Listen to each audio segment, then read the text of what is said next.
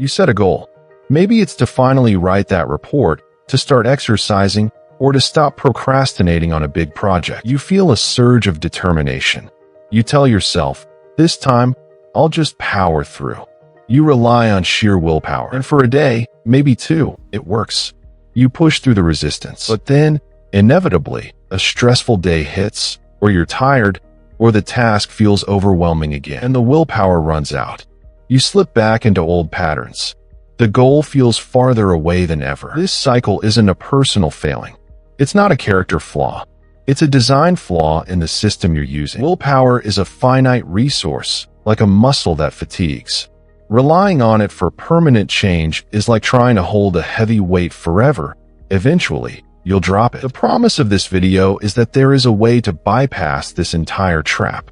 Not with more effort, but with one small, specific habit that physically rewires your brain to make discipline automatic. So the real question isn't, how do I find more willpower? It's what one thing can I do that doesn't require willpower to begin with. So, if willpower is a limited resource, what part of your brain is the solution? It's not the part you think. Your prefrontal cortex, the CEO behind your forehead, is brilliant at effortful control. It's the part that grits its teeth and says, just do it. But it's also slow, energy-intensive, and easily overwhelmed. For lasting change, you need to speak the language of a deeper, older brain region, the basal ganglia. Think of the basal ganglia as your brain's autopilot center. Its entire job is to take complex sequences, like tying your shoes or driving a familiar route, and compress them into automatic, effortless routines. This happens through a principle called Hebbian plasticity, often summarized as neurons that fire together, wire together. Every time you repeat a tiny, specific behavior, you strengthen a neural pathway. Do it once, it's a faint trail. Do it 100 times, and it becomes a superhighway for that action. That's why the small, repeatable habit is the ultimate tool for structural change. It's not about motivation, it's about mechanics. You're literally giving your basal ganglia a clear, simple script to automate. The goal, then, isn't to fight your biology with effort. It's to recruit it with repetition. And that leads to the practical question, what tiny script should you write? So what tiny script should you write? The answer is a keystone habit.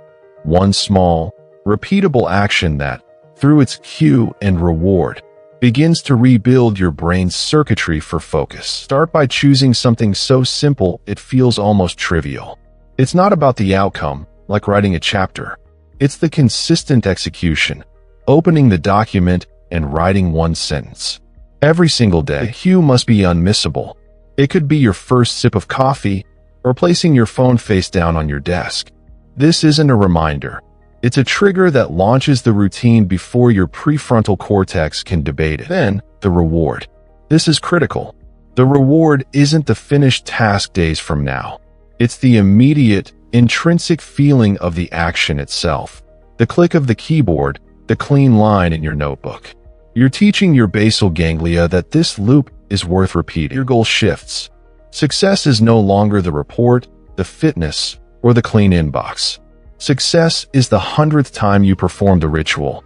That repetition is what physically widens the neural pathway, making calm, automatic focus under pressure your new default. This is the protocol. One cue, one tiny action, one immediate reward. Execute it consistently. And you aren't just building a habit. You are, quite literally, rewiring your brain.